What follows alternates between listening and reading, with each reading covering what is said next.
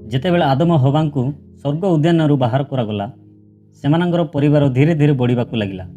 ସମୟ କଟିବା ସହିତ ପିଢ଼ି ପରେ ପିଢ଼ି ବଢ଼ିଲା ଏବଂ ପୃଥିବୀ ମନୁଷ୍ୟମାନରେ ପୂର୍ଣ୍ଣ ହେଲା। କିନ୍ତୁ ସମୟ ବିତିବା ସହିତ ଲୋକମାନଙ୍କର ହୃଦୟରୁ ପରମେଶ୍ୱରଙ୍କ ଭୟ ଭକ୍ତି କମିଯିବା ଲାଗିଲା। ଲୋକମାନେ ସ୍ୱାର୍ଥପର ହେବାକୁ ଲାଗିଲେ। ସେମାନେ ମିଥ୍ୟା କହୁଥିଲେ, ଚୋରି କରୁଥିଲେ, ଅନ୍ୟମାନଙ୍କୁ ଅପମାନ କରୁଥିଲେ ଏବଂ ହିଂସା ପ୍ରସାର କରୁଥିଲେ। ସେଠାରେ ଦୟା ନଥିଲା, ନ୍ୟାୟ ନଥିଲା। ଶକ୍ତିଶାଳୀ ଲୋକମାନେ ଦୁର୍ବଳମାନଙ୍କୁ ଦବାଉଥିଲେ। ଲୋକମାନେ ପରମେଶ୍ୱରଙ୍କୁ ଭୁଲିଯାଇ ନିଜ ସୁଖରେ ମଗ୍ନ ହୋଇଥିଲେ। ପରମେଶ୍ୱର ସ୍ୱର୍ଗରୁ ପୃଥିବୀର ଏହି ଅବସ୍ଥାକୁ ଦେଖିଲେ। ସେ ଦେଖିଲେ ଯେ ମନୁଷ୍ୟମାନଙ୍କର ପ୍ରତ୍ୟେକ ଚିନ୍ତା ଓ କାମ ଖରାପ ହୋଇ ଅଟେ। ଏହା ଦେଖି ପରମେଶ୍ୱରଙ୍କ ହୃଦୟ ବହୁତ ଦୁଃଖିତ ହେଲା। ସେ କହିଲେ, ମୁଁ ମନୁଷ୍ୟକୁ ସୃଷ୍ଟି କରିବାରେ ଦୁଃଖିତ ଅଛି। ମୁଁ ପୃଥିବୀରୁ ମନୁଷ୍ୟମାନେ, ପଶୁମାନେ, ରେଙ୍ଗୁଥିବା ପ୍ରାଣୀ ଓ ପକ୍ଷୀମାନଙ୍କୁ ନଷ୍ଟ କରିଦେବି। ଏହା ପରମେଶ୍ୱରଙ୍କ ନିଷ୍ପତ୍ତି କଠୋର ଥିଲା, କିନ୍ତୁ ନ୍ୟାୟପୂର୍ଣ୍ଣ ନିଷ୍ପତ୍ତି ଥିଲା। କାରଣ ପୃଥିବୀରେ ପାପ ବହୁତ ବଢ଼ିଯାଇଥିଲା। କିନ୍ତୁ ସେହି ଅନ୍ଧକାର ସମୟରେ ମଧ୍ୟ ଏକ ମନୁଷ୍ୟ ଥିଲେ, ଯିଏ ପରମେଶ୍ୱରଙ୍କ ଇଚ୍ଛା ଅନୁଯାୟୀ ଜୀବନ ବିତାଉଥିଲେ। ସେ ଧୈର୍ଯ୍ୟ, ସତ୍ୟବାନ ଓ ନିର୍ଦ୍ଦୋଷ ଥିଲେ। ସେ ପରମେଶ୍ୱରଙ୍କ ସହିତ ଚାଲୁଥିଲେ। ସେହି ମନୁଷ୍ୟ ହେଲା ନୁହ୍।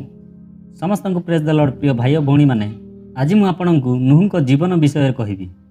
ନୁହଙ୍କ କାହାଣୀରୁ ଆମକୁ ବହୁତ କିଛି ଶିଖିବାକୁ ମିଳିଥାଏ। ପ୍ରଥମ ହେଲା ବିଶ୍ୱାସ, ଦ୍ୱିତୀୟ ହେଲା ଧୈର୍ଯ୍ୟ, ତୃତୀୟ ହେଲା ଆଶା। ଏହି ତିନୋଟି ଜିନିଷ ନୁହଙ୍କ ଭିତରେ ଥିଲା ଆଉ ସମ୍ପୂର୍ଣ୍ଣ ଭାବେ ପରମେଶ୍ୱରଙ୍କ ଅଧୀନରେ ଥିଲେ। ସେ ତାଙ୍କ ପରିବାର ସହିତ ଭଲ ଓ ଭକ୍ତିମୟ ଜୀବନ ବିତାଉଥିଲେ। ତାଙ୍କର ପତ୍ନୀ ଓ 3 ପୁଅ ଥିଲେ, ସେମ୍, ହାମ୍ ଓ ଜାଫେଦ୍। ତାଙ୍କ ସହିତ ଥିଲେ। ସେମାନେ ସମସ୍ତେ ମିଶି ଶାନ୍ତିପୂର୍ଣ୍ଣ ଓ ସତ୍ୟର ପଥରେ ଚାଲୁଥିଲେ। ନୁହଙ୍କ ଘରର ପରିବେଶ ପବିତ୍ରତା ଓ ପ୍ରେମ ଶୃଙ୍ଖଳାରେ ପୂର୍ଣ୍ଣ ଥିଲା। ସେ ପ୍ରତିଦିନ ପରମେଶ୍ୱରଙ୍କୁ ପ୍ରାର୍ଥନା କରୁଥିଲେ ଏବଂ ସେହି ପ୍ରାର୍ଥନା ପରମେଶ୍ୱରଙ୍କ ପାଖକୁ ପହଞ୍ଚୁଥିଲା। ଏକ ଦିନ ପରମେଶ୍ୱର ନୁହଙ୍କୁ କହିଲେ, ନୁହ୍, ମୁଁ ପୃଥିବୀର ଶେଷ କରିବାକୁ ନିଷ୍ପତ୍ତି ନେଇଛି। ଲୋକମାନେ ହିଂସା ଓ ପାପରେ ପୂର୍ଣ୍ଣ ହୋଇଯାଇଛନ୍ତି, କିନ୍ତୁ ତୁମେ ମୋ ଆଗରେ ଧର୍ମୀ ଅଛ। ସେଥିପାଇଁ ମୁଁ ତୁମକୁ ଏକ ବଡ଼ କାମ ଦେଉଛି, ଯାହାଦ୍ୱାରା ତୁମେ ଓ ତୁମର ପରିବାର ବଞ୍ଚିପାରିବ। ଏହା ଶୁଣି ନୁହ୍ ଆଶ୍ଚର୍ଯ୍ୟ ହେଲେ, କିନ୍ତୁ ସେ ଭୟ କଲେ ନାହିଁ ଓ ସନ୍ଦେହ ମଧ୍ୟ କଲେ ନାହିଁ। ସେ ନମ୍ରତା ସହିତ ପରମେଶ୍ୱରଙ୍କ କଥା ଶୁଣିଲେ। ପରମେଶ୍ୱର କହିଲେ, ତୁମେ ଗୋପାଳର କାଠରେ ଏକ ବଡ଼ ନୌକା ତିଆରି କରିବ। ଏହାର ଲମ୍ବ 300 ହାତ, ପ୍ରସ୍ଥ 50 ହାତ ଓ ଉଚ୍ଚତା 30 ହାତ ହେବ। ଏଥିରେ ଏକ ଝରକା ଓ ଏକ ଦ୍ୱାର ରଖ, କାରଣ ମୁଁ ପୃଥିବୀରେ ଏକ ବଡ଼ ବନ୍ୟା ଆଣିବି, ଯାହା ସମସ୍ତ ଜୀବକୁ ନଷ୍ଟ କରିଦେବ। ନୁହ୍ ଜାଣିଥିଲେ ଯେ ଏହା ବହୁତ ବଡ଼ କାମ। ଲୋକମାନେ ତାଙ୍କୁ ପାଗଳ କହିବେ, ତାଙ୍କୁ ହସିବେ, କିନ୍ତୁ ସେ ପରମେଶ୍ୱରଙ୍କ କଥାକୁ ପୂର୍ଣ୍ଣ ବିଶ୍ୱାସରେ ଗ୍ରହଣ କଲେ। ତାପରେ ନୁହ୍ କହିଲେ, ହେ ପ୍ରଭୁ, ମୁଁ ଆପଣଙ୍କ ଆଜ୍ଞାକୁ ପାଳନ କରିବି।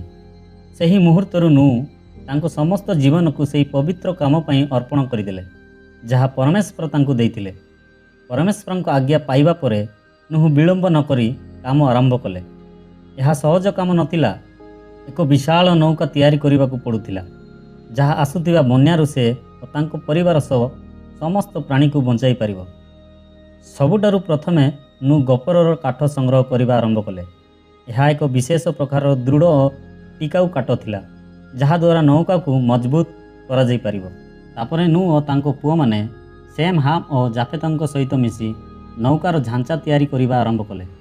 ଚାରିପଟେ ଜଙ୍ଗଲର ଶାନ୍ତ ପରିବେଶ ମଧ୍ୟରେ କାଠ କାଟିବାର ଶବ୍ଦ, ହାତୋଡ଼ାର ଧକ୍ଧକ୍, ରଶି ଟାଣିବାର ଶବ୍ଦ ଓ ପରିଶ୍ରମର ଘାମ ଦେଖିବାକୁ ମିଳୁଥିଲା। ଏହି ସମସ୍ତ କାମ କେବଳ ଏକ ବିଶ୍ୱାସ ଉପରେ ହେଉଥିଲା, ପରମେଶ୍ୱର କହିଛନ୍ତି ଏବଂ ସେହି କଥା ନିଶ୍ଚୟ ପୂରଣ ହେବ। ନୌକା ଧୀରେ ଧୀରେ ବଡ଼ ହେଉଥିବା ସହିତ ଚାରିପଟେ ଥିବା ଲୋକମାନେ ନୁହଙ୍କୁ ଦେଖିବାକୁ ଆସୁଥିଲେ। ସେମାନେ ଆଶ୍ଚର୍ଯ୍ୟ ହେଉଥିଲେ। ଜଣେ ଲୋକ କହିଲେ, ଏଠାରେ କୌଣସି ସମୁଦ୍ର ନାହିଁ, ତଥାପି ଏହି ବୁଢ଼ା ଲୋକଟି ନୌକା ବନାଉଛି। ଅନ୍ୟ ଜଣେ ହସି କହିଲେ, ଆରେ ନୁହ୍, ତୁମେ କ'ଣ ଏବେ ଜାହାଜ ଚାଳକ ହେବାକୁ ଯାଉଛ? ଲୋକମାନେ ନୁହଙ୍କୁ ହସୁଥିଲେ, ପାଗଳ କହୁଥିଲେ ଓ ତାଙ୍କୁ ଅପମାନ କରୁଥିଲେ। କିନ୍ତୁ ନୁହ୍ ଏହି କଥାରେ କେବେ ବି ଭଙ୍ଗି ପଡ଼ିଲା ନାହିଁ। ତାଙ୍କ ବିଶ୍ୱାସ ଅଟୁଟ ଥିଲା। ପ୍ରତିଥର ଯେତେବେଳେ ଲୋକମାନେ ତାଙ୍କ ପାଖକୁ ଆସୁଥିଲେ, ସେ ନମ୍ରତାର ସହିତ କହୁଥିଲେ, ଜଳ ପ୍ରଳୟ ଆସିବାକୁ ଯାଉଛି। ପରମେଶ୍ୱର ଚେତାବନୀ ଦେଉଛନ୍ତି, ଏହି କ୍ଷଣି ସମୟ ଅଛି, ତାଙ୍କ ପାଖକୁ ଫେରି ଆସନ୍ତୁ। କିନ୍ତୁ ଲୋକମାନଙ୍କର ହୃଦୟ କଠୋର ହୋଇଯାଇଥିଲା। ସେମାନେ ଏହାକୁ ହସି ଉଡ଼ାଇ ଦେଉଥିଲେ। ନୁହ୍ ପରମେଶ୍ୱରଙ୍କ ନିର୍ଦ୍ଦେଶ ଅନୁଯାୟୀ ନୌକାକୁ 3ଟି ମଞ୍ଚ ମହଲରେ ବାଣ୍ଟି ଦେଲେ। ପ୍ରଥମ ମଞ୍ଚରେ ବଡ଼ ପଶୁମାନଙ୍କ ପାଇଁ ବ୍ୟବସ୍ଥା କରାଗଲା। ଦ୍ୱିତୀୟ ମଞ୍ଚରେ ପକ୍ଷୀ ଓ ଛୋଟ ପ୍ରାଣୀମାନଙ୍କ ପାଇଁ ସ୍ଥାନ କରାଗଲା। ତୃତୀୟ ମଞ୍ଚରେ ନୂହ ଓ ତାଙ୍କ ପରିବାର ପାଇଁ ବସିବାର ବ୍ୟବସ୍ଥା କରାଗଲା। ନୌକାରେ ବାସାତ ଓ ଆଲୋକ ପାଇଁ ଉପରେ ଏକ ଝରକା ଓ ଏକ ବଡ଼ ଦ୍ୱାର ମଧ୍ୟ ତିଆରି କରାଗଲା। ନୂହଙ୍କୁ କେବଳ ନୌକା ବନାଇବାକୁ ଥିଲା, କିନ୍ତୁ ପଶୁପକ୍ଷୀମାନଙ୍କୁ ଆଣିବା କାମ ପରମେଶ୍ୱରଙ୍କ ଥିଲା। ନୌକା ପୁରା ତିଆରି ହେବା ପରେ ଏକ ଦିନ ଏକ ଅଦ୍ଭୁତ ଦୃଶ୍ୟ ଦେଖିବାକୁ ମିଳିଲା। ଜଙ୍ଗଲ ଓ ମାଠାରୁ ପ୍ରତ୍ୟେକ ପ୍ରକାରର ପଶୁ ଓ ପକ୍ଷୀ ଯୋଡ଼ା ଯୋଡ଼ାରେ ଆପେ ଆପେ ନୂହଙ୍କ ଦିଗରେ ଆସୁଥିଲେ। ସିଂହ, ସିଂହୀ, ହାତୀ, ହାତିଣୀ, ଗାଈ, କୃଷକ ପକ୍ଷୀ ଇତ୍ୟାଦି ଛୋଟ ଛୋଟ ଯୋଡ଼ା ସମସ୍ତେ ନୂହଙ୍କ ନୌକା ଦିଗକୁ ଯାଉଥିଲେ। ପ୍ରତ୍ୟେକ ପ୍ରାଣୀ ଶାନ୍ତିରେ ନୂହଙ୍କ ପଛେ ପଛେ ଚାଲିବା ନୌକାରେ ପ୍ରବେଶ କରୁଥିଲେ। କୌଣସି ହଡ଼ବଡ଼ି ନଥିଲା, କୌଣସି ଶବ୍ଦ ନଥିଲା। ମନେ ହେଉଥିଲା ଯେ ସେମାନେ ମଧ୍ୟ ବୁଝିପାରୁଥିଲେ ଯେ କିଛି ବଡ଼ ଘଟଣା ଘଟିବାକୁ ଯାଉଛି। ତାପରେ ପରମେଶ୍ୱର ନୂହଙ୍କୁ କହିଲେ, ତୁମେ ଓ ତୁମ ପରିବାର ନୌକା ଭିତରେ ପ୍ରବେଶ କର, କାରଣ ଏହି ପିଢ଼ିରେ ମୁଁ ତୁମକୁ ଧର୍ମୀ ଭାବେ ଦେଖିଛି। 7 ଦିନ ମଧ୍ୟରେ ମୁଁ ପୃଥିବୀରେ ବର୍ଷା କରିବି। 40 ଦିନ ଓ 40 ରାତ୍ରି ଲଗାତାର ବର୍ଷା ହେବ। ଏଣୁ ନୂହ ତାଙ୍କ ପରିବାର ସହ ନୌକାରେ ପ୍ରବେଶ କଲେ। ସେମ୍, ହାମ୍ ଓ ଜାଫେତ୍ ତାଙ୍କର ପତ୍ନୀମାନଙ୍କ ସହିତ ଭିତରକୁ ଗଲେ। ନୂହ ଓ ତାଙ୍କ ପତ୍ନୀ ମଧ୍ୟ ଭିତରେ ଥିଲେ। ସମସ୍ତ ପଶୁପକ୍ଷୀ ମଧ୍ୟ ନୌକା ଭିତରେ ପ୍ରବେଶ କଲେ। ସବୁକିଛି ଭିତରେ ପ୍ରବେଶ କରାଯିବା ପରେ ପରମେଶ୍ୱର ନିଜେ ନୌକାର ଦ୍ୱାର ବନ୍ଦ କଲେ। ଏହା ଚିହ୍ନ ଥିଲା ଯେ ଏବେ ନିଷ୍ପତ୍ତିର ସମୟ ଆସିଗଲା। ତାପରେ ସଡନ୍ଲି ଆକାଶରେ ଘନ ବର୍ଷା ହେବାକୁ ଲାଗିଲା। ମେଘର ଗର୍ଜନ ଶୁଣିବାକୁ ଲାଗିଲା। ବିଜୁଳି ଚମକିବାକୁ ଲାଗିଲା। ପ୍ରଥମେ ଏକ ବିନ୍ଦୁ ପଡ଼ିଲା, ପରେ ଆଉ ଏକ, ଏବଂ ଧୀରେ ଧୀରେ ଭାରି ବର୍ଷା ଆରମ୍ଭ ହେଲା। ଆରମ୍ଭରେ ଲୋକମାନେ ଭାବିଲେ ଯେ ଏହା ସାଧାରଣ ବର୍ଷା, କିନ୍ତୁ ବର୍ଷା ବଢ଼ିବା ସହିତ ପୃଥିବୀରେ ପାଣି ଭରିବାକୁ ଲାଗିଲା। ନଦୀମାନେ ଫୁଲି ଉଠିଲେ ଓ ପାଣି ଚାରିଦିଗରେ ପ୍ରସାରିତ ହେବାକୁ ଲାଗିଲା। ପାହାଡ଼ ଉପରୁ ପାଣି ତଳକୁ ବହିବାକୁ ଲାଗିଲା। ଆକାଶରୁ ବର୍ଷା ଓ ପୃଥିବୀର ଗଦିରରୁ ପାଣି ଏକା ସାରିତେ ବାହାରିଗଲା। ସେହିଦିନ ପୃଥିବୀର ଇତିହାସ ସବୁଠାରୁ ଭୟଙ୍କର ଦିନ ଥିଲା। ଲୋକମାନେ ଉଚ୍ଚ ସ୍ଥାନକୁ ଦୌଡ଼ିବାକୁ ଲାଗିଲେ, କିନ୍ତୁ ପାଣି ସେମାନଙ୍କ ପଛେ ପଛେ ଆସୁଥିଲା। ଛୁଆମାନେ ଚିତ୍କାର କରୁଥିଲେ, ବୃଦ୍ଧମାନେ ଦୁଃଖରେ କାନ୍ଦୁଥିଲେ। ମାତା ପିତା ନିଜ ସନ୍ତାନମାନଙ୍କୁ ଉଠାଇ ସୁରକ୍ଷିତ ସ୍ଥାନ ଖୋଜୁଥିଲେ, କିନ୍ତୁ କେଉଁଠି ମଧ୍ୟ ରକ୍ଷା ପାଇବାର ଜାଗା ନଥିଲା। ଲୋକମାନେ ନୂହଙ୍କ ନୌକା ଦିଗକୁ ଦୌଡ଼ିଲେ। ସେମାନେ ଦ୍ୱାର ଖଟଖଟ କରି ମାରୁଥିଲେ ଏବଂ ଚିତ୍କାର କରୁଥିଲେ, ନୂହ ଆମକୁ ମଧ୍ୟ ଭିତରକୁ ନିଅ। କିନ୍ତୁ ଦ୍ୱାରଟି ପରମେଶ୍ୱର ନିଜେ ବନ୍ଦ କରିଥିଲେ, ଏବଂ ଯେତେବେଳେ ପରମେଶ୍ୱର ବନ୍ଦ କରିଛନ୍ତି ସେଥିରେ କେହି ମଧ୍ୟ ଖୋଲିପାରିବେ ନାହିଁ। ପାଣି ଧୀରେ ଧୀରେ ବଢ଼ିବାକୁ ଲାଗିଲା। ନୂହଙ୍କ ନୌକା ପାଣି ଉପରେ ଭାସିବାକୁ ଲାଗିଲା। ଚାରିଦିଗରେ କେବଳ ପାଣି ହିଁ ପାଣି ଦେଖିବାକୁ ମିଳୁଥିଲା। ବଡ଼ ବଡ଼ ପର୍ବତମାନେ ମଧ୍ୟ ପାଣିରେ ବୁଡ଼ିବାକୁ ଲାଗିଲା। ନୌକା ଭିତରେ ନୂହ ଓ ତାଙ୍କ ପରିବାର ଶାନ୍ତ ହୋଇ ବସିଥିଲେ। ସେମାନଙ୍କର ହୃଦୟରେ ଭୟ ନଥିଲା, କାରଣ ସେମାନଙ୍କର ବିଶ୍ୱାସ ପରମେଶ୍ୱରଙ୍କ ଉପରେ ଥିଲା। ପଶୁ ଓ ପକ୍ଷୀମାନେ ମଧ୍ୟ ଶାନ୍ତ ଥିଲେ। ମନେ ହେଉଥିଲା ଯେ ସେମାନେ ପରମେଶ୍ୱରଙ୍କ ଉପସ୍ଥିତିକୁ ଅନୁଭବ କରୁଛନ୍ତି। 40 ଦିନ ଓ 40 ରାତି ଧରି ବର୍ଷା ନିରନ୍ତର ହେଉଥିଲା। ପରେ ଧୀରେ ଧୀରେ ବର୍ଷା କମିବାକୁ ଲାଗିଲା, କିନ୍ତୁ ପୃଥିବୀ ସମ୍ପୂର୍ଣ୍ଣ ଭାବେ ପାଣିରେ ବୁଡ଼ି ଯାଇଥିଲା। ଏହି ଜଳ ପ୍ରଳୟ କେବଳ ବିନାଶ ନୁହେଁ, ଏହା ପରମେଶ୍ୱରଙ୍କ ପବିତ୍ରତା ଓ ନ୍ୟାୟର ପ୍ରମାଣ ଥିଲା। କିନ୍ତୁ ଏହି ନ୍ୟାୟ ମଧ୍ୟରେ ମଧ୍ୟ ତାଙ୍କର କୃପା ଜୀବନ୍ତ ଥିଲା। ସେ ନୂହ ଓ ତାଙ୍କ ପରିବାରକୁ ସୁରକ୍ଷିତ ରଖିଥିଲେ, ଯାହାଦ୍ୱାରା ଏକ ନୂଆ ଆରମ୍ଭ ହୋଇପାରିବ। ନୂହଙ୍କ ନୌକା 150 ଦିନ ପର୍ଯ୍ୟନ୍ତ ପାଣି ଉପରେ ଭାସୁଥିଲା। ପ୍ରତିଦିନ ନୂହ ପରମେଶ୍ୱରଙ୍କୁ ପ୍ରାର୍ଥନା କରୁଥିଲେ ଏବଂ ପ୍ରତି ରାତ୍ରି ସେ ତାଙ୍କ କଥାକୁ ସ୍ମରଣ କରୁଥିଲେ। ତାପରେ ପ୍ରିୟମାନେ, ବାଇବଲ କୁହେ ଯେ ପରମେଶ୍ୱର ନୂହଙ୍କୁ ସ୍ମରଣ କଲେ। ଏହାର ଅର୍ଥ ଏହା ନୁହେଁ ଯେ ପରମେଶ୍ୱର ତାଙ୍କୁ ଭୁଲି ଯାଇଥିଲେ, ବରଂ ଏହା ସେହି ସମୟର ସଂକେତ ଥିଲା ଯେତେବେଳେ ପରମେଶ୍ୱର ନୂଆ ଜୀବନ ପାଇଁ ଦ୍ୱାର ଖୋଲିବାକୁ ଠିକ୍ କଲେ। ପରମେଶ୍ୱର ଏକ ଜୋର ବାସତା ପଠାଇଲେ ଏବଂ ପାଣି ଧୀରେ ଧୀରେ କମିବାକୁ ଲାଗିଲା। ପୃଥିବୀର ଗଧିରୁ ଯେ ପାଣି ବାହାରୁଥିଲା ସେଠି ରୁକିଗଲା ଏବଂ ଆକାଶର ବର୍ଷା ମଧ୍ୟ ଥମିଗଲା। ଧୀରେ ଧୀରେ ନୂହଙ୍କ ନୌକା ଅରାରାଟ ପର୍ବତରେ ଠିଆ ହୋଇ ରହିଲା। ଏହା ଏକ ନୂଆ ଆଶାର ଚିହ୍ନ ଥିଲା। ଚାରିପଟେ ପାଣି କମିଯାଇଥିଲା, କିନ୍ତୁ ଭୂମି ଏପର୍ଯ୍ୟନ୍ତ ଶୁଖି ନଥିଲା। ତାପରେ ନୂହ ନୌକାର ଝରକା ଖୋଲି ଏକ କାଉକୁ ବାହାରେ ଛାଡ଼ିଲା। ସେ କାଉ ଉଡ଼ିବାକୁ ଲାଗିଲା ଏବଂ ଫେରିଲା ନାହିଁ। ତାପରେ ନୁ ଏକ କବୁତରକୁ ଛାଡ଼ିଲେ, କିନ୍ତୁ ସେ କବୁତର କେଉଁଠି ବି ବସିବାର ଜାଗା ନ ଦେଖି ପୁଣି ଫେରି ଆସିଲା। କିଛି ଦିନ ପରେ ନୁ ପୁଣି ସେଇ କବୁତରକୁ ଛାଡ଼ିଲେ। ଏଥର ସେ କବୁତର ତାଙ୍କ ମୁହଁରେ ଜଳତୃଣ ପତ୍ର ନେଇ ଫେରିଲା। ଏହା ଦେଖି ନୁ ବୁଝିଲେ ଯେ ପୃଥିବୀରେ ପୁଣି ଜୀବନ ଆରମ୍ଭ ହୋଇଛି। ପୁଣି କିଛି ଦିନ ପରେ ନୁ ତାଙ୍କୁ ଆଉ ଥରେ ଛାଡ଼ିଲେ।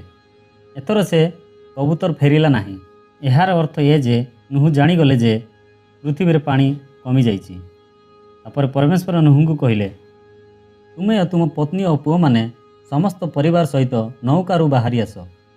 ତୁମ ସହିତ ଥିବା ସମସ୍ତ ପଶୁ ପକ୍ଷୀଙ୍କୁ ମଧ୍ୟ ବାହାରକୁ ନିଅ, ଯେପରି ସେମାନେ ପୃଥିବୀରେ ପୁଣି ବଢ଼ି ପ୍ରସାରିତ ହେବେ। ତାପରେ ନୁ ତାଙ୍କ ପରିବାର ଓ ସମସ୍ତ ପଶୁପକ୍ଷୀ ନୌକାରୁ ବାହାରିଲେ। ସେହି ଦୃଶ୍ୟ ବହୁତ ଭାବୁକ ଥିଲା। ଏହା ଥିଲା ଏକ ନୂଆ ଆରମ୍ଭ, ଏକ ସଫା ଓ ପବିତ୍ର ପୃଥିବୀରେ ପଦାର୍ପଣ କରିବାର ମୁହୂର୍ତ୍ତ। ନୁହୁ ପୃଥିବୀରେ ପାଦ ରଖିବା ସହିତ ତାଙ୍କର ପ୍ରଥମ କାମ ଘର ବନାଇବା କିମ୍ବା ଚାଷ କରିବା ନଥିଲା। ସେ ପ୍ରଥମେ ପରମେଶ୍ୱରଙ୍କ ପାଇଁ ଏକ ବେଦୀ ତିଆରି କଲେ। ସେଠାରେ କିଛି ଶୁଦ୍ଧ ପଶୁ ପକ୍ଷୀଙ୍କୁ ପରମେଶ୍ୱରଙ୍କ ପାଇଁ ହୋମ ବଳି ଭାବେ ଅର୍ପଣ କଲେ।